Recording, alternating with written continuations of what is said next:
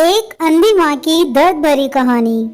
माँ से प्यार करने वाले अपने आंसू रोक नहीं पाएंगे। एक गांव में एक विधवा अंधी औरत रहती थी। उसका एक बेटा था रोहन, जिसके पालन पोषण की सारी जिम्मेदारी उसके कंधों पर थी।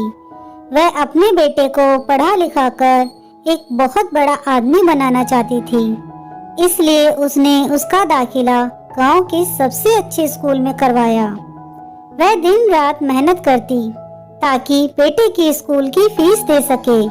स्कूल के बच्चे उसकी माँ के बारे में जानते थे, इसलिए वह सब उसे अंधी का बेटा कहकर चिढ़ाते थे। रोहन इस बात से बहुत परेशान था। उसे अपनी माँ पर शर्म आने लगी थी। वह अपनी माँ के साथ कहीं भी आने जाने से कतराने लगा। रोहन जब बड़ा हुआ तो उसकी शहर में अच्छी नौकरी लग गई।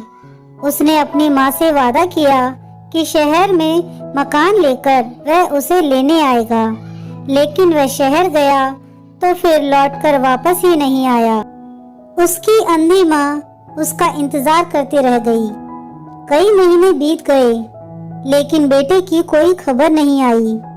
अंधी माँ से एक दिन रहा नहीं गया और वह बेटे से मिलने शहर पहुंच गई। पूछते पूछते वे बेटे के ऑफिस पहुंची। वहां सिक्योरिटी गार्ड ने उसे रोक दिया। अंधी औरत ने गार्ड को अपने बेटे का नाम बताया और बोली कि उससे जाकर कह दो कि गांव से कोई मिलने आया है। गार्ड ने जाकर उसके बेटे को बताया। बेटे ने ऑफिस की खिड़की से देखा तो उसे अपनी माँ गेट के बाहर खड़ी नजर आई।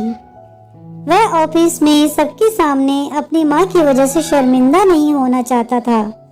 उसने कहलवा दिया कि वह ऑफिस में नहीं है। अंधी औरत वहां से चली गई। शाम को जब रोहन ऑफिस से घर जाने के लिए निकला तो रास्ते में एक जगह काफी भीड़ जमा देखी। वह अपनी गाड़ी रोककर भीड़ के पास पहुंचा तो बीच सड़क में अपनी माँ को मरा हुआ पाया।